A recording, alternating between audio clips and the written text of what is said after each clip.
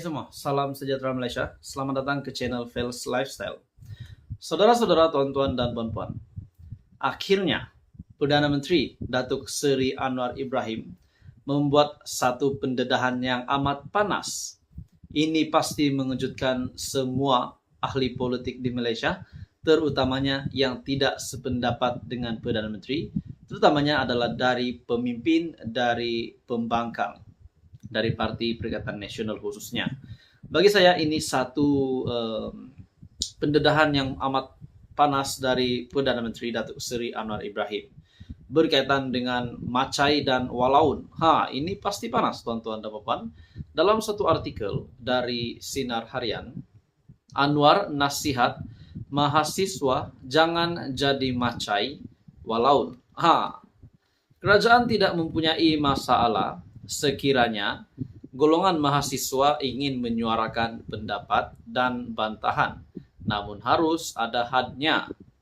Perdana Menteri Datuk Seri Anwar Ibrahim berkata, mereka harus menghormati sistem dan bukannya menjadi macai dan walaun yang menghentam kerajaan tanpa fakta. Menurutnya, kerajaan tidak mahu mengongkong mahasiswa, namun mereka harus ditegur jika dirasakan keterlaluan dalam menyuarakan pendapat. Jadi bagi saya ini satu pendedahan yang amat besar dari Perdana Menteri, dan bagi saya secara pribadi saya amat setuju dengan kenyataan Perdana Menteri.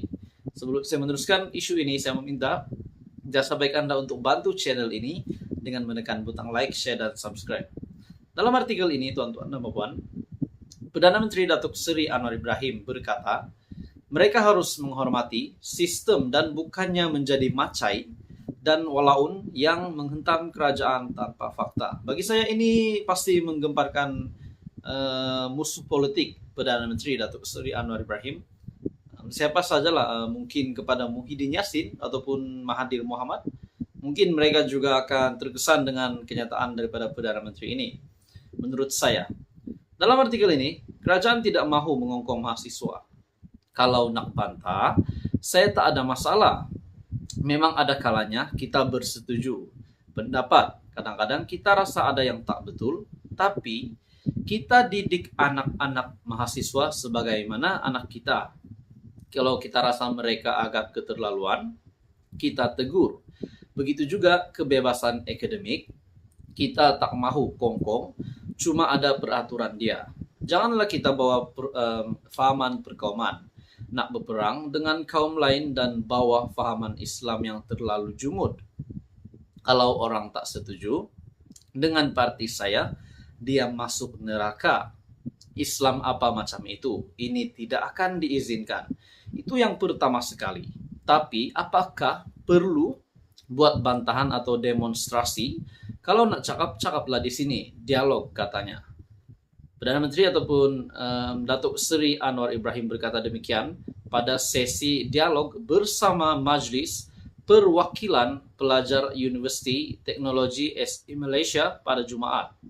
Turut hadir Menteri Pengajian Tinggi Datuk Muhammad Khalid Nordin, Pengerusi Lembaga Pengarah UiTM, Profesor Emeritus Datuk Dr. Radwan Chehros, dan Naib Kansellor UiTM, Profesor Datuk Dr. Hajar Roziah Muhammad Janor. Beliau berkata, keadaan kini sudah berubah dan mahasiswa perlu berfikir secara kreatif. Keadaan sekarang sudah berubah, jadi tak semestinya kita gunakan kaedah yang sama sebagaimana tahun 1960-an dan 1970-an. Namun tuan-tuan dan puan semua, apa yang saya tertarik di sini, kenyataan daripada Perdana Menteri berkaitan dengan kita tak mahu kongkong, cuma ada peraturan dia. Janganlah kita bawa fahaman perkauman, nak berperang dengan kaum lain, dan bawa fahaman Islam yang terlalu jumud. Kalau orang tak setuju dengan parti saya, dia masuk neraka. Islam apa macam itu. Jadi maksudnya terdapat mungkin ada beberapa pemimpin yang dinyatakan oleh Perdana Menteri namun tidak dinyatakan nama. Mungkin ada pemimpin yang sedemikian. Dalam artikel ini juga menurut Perdana Menteri, ini tidak akan diizinkan. Itu yang pertama sekali. Tapi apakah perlu buat bantahan atau demonstrasi? Jadi tuan-tuan dan bapak semua, apa komen Anda? Teruskan bersama di dalam channel ini. Jangan lupa tekan butang like, share, dan subscribe. Hai semua, selamat datang ke channel Fels Lifestyle. Saudara-saudara, tuan-tuan, dan puan-puan semua.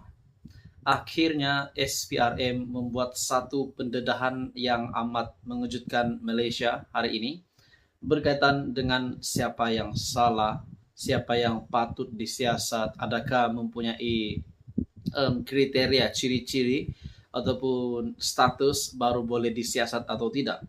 Akhirnya SPRM hari ini, panel SPRM membuat satu keputusan ataupun pendedahan yang amat panas, di mana dalam satu artikel dari biharian.com, tiada individu termasuk hakim boleh dikecualikan siasatan undang-undang. Itu adalah kenyataan dari panel SPRM. Panel Penilaian Operasi Suruhanjaya Pencegahan Rasuah Malaysia SPRM menegaskan tiada mana-mana individu atau pihak termasuk badan kehakiman boleh dikecualikan daripada penyiasatan penguat kuasa undang-undang. Pengerusinya, Datuk Ahmad Rosli Muhammad Syam, berkata dakwaan Badan Peguam Malaysia yang menyatakan bahwa SPRM sebagai badan penguat kuasa tidak kompeten atau tidak mempunyai bidang kuasa untuk menyiasat bekas Hakim Mahkamah Tinggi adalah tidak benar. Oke, baik tuan-tuan dan puan-puan. Sebelum saya meneruskan isu panas ini, saya meminta jasa baik Anda untuk bantu channel ini dengan menekan butang like. Anda juga boleh share video ini dan tekan butang subscribe. Artikel yang panas ini dari biharian.com. Dalam kes SRC International terdapat sabitan yang kukuh serta melepasi beberapa peringkat rayuan oleh defendant. Kesimpulannya, saya berpendapat bahwa tiada sesiapa atau pihak yang berhak dikecualikan daripada penyiasatan oleh penguat kuasa undang-undang, sama ada anggota pentadbiran, badan perundangan atau badan kehakiman.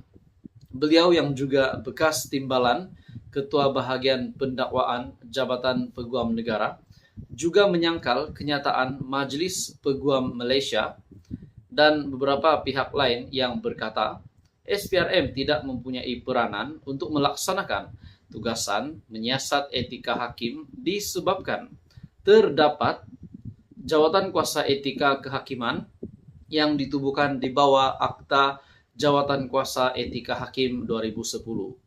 Ia tidak sepenuhnya betul, terutamanya dalam penegasan bahwa SPRM tidak mempunyai kuasa atau kecekapan. SPRM diwujudkan sebagai satu entiti untuk memerangi rasuah Malaysia. Ia diberi kuasa oleh Akta Pencegahan Rasuah Malaysia 2009 untuk menyiasat sebarang bentuk rasuah dan salah guna kuasa. Tiada agensi atau badan lain yang mempunyai kuasa yang lebih tinggi dan tidak mempunyai kecekapan untuk menyiasat kesalahan jenayah rasuah, katanya. Beliau juga menjelaskan apabila menerima laporan atau aduan rasuah, salah guna kuasa atau penyelewengan, SPRM bertanggung jawab untuk menyiasat dan apabila disiasat, lalu menemukan bukti dan fakta untuk menyokong unsur rasuah atau salah guna kuasa, kertas siasatannya kepada peguam negara. Jadi satu isu yang panas ini tuan-tuan dan puan-puan, tiada individu termasuk hakim boleh dikecualikan siasatan undang-undang menurut panel SPRM. Panel Penilaian Operasi SPRM menegaskan tiada mana-mana individu ataupun pihak termasuk juga badan kehakiman boleh dikecualikan daripada penyiasatan penguat kuasa undang-undang. Pengerusinya Datuk Ahmad Rosli Muhammad Syam berkata, dakwaan Badan Peguam Malaysia yang menyatakan bahwa SPRM sebagai badan penguat kuasa tidak kompeten atau tidak mempunyai bidang kuasa untuk menyiasat bekas Hakim Mahkamah Tinggi adalah tidak benar. Jadi tuan-tuan dan puan semua, apa komen Anda? Teruskan bersama di dalam channel ini untuk info padu, info hangat. Jangan lupa tekan butang like, share, dan subscribe.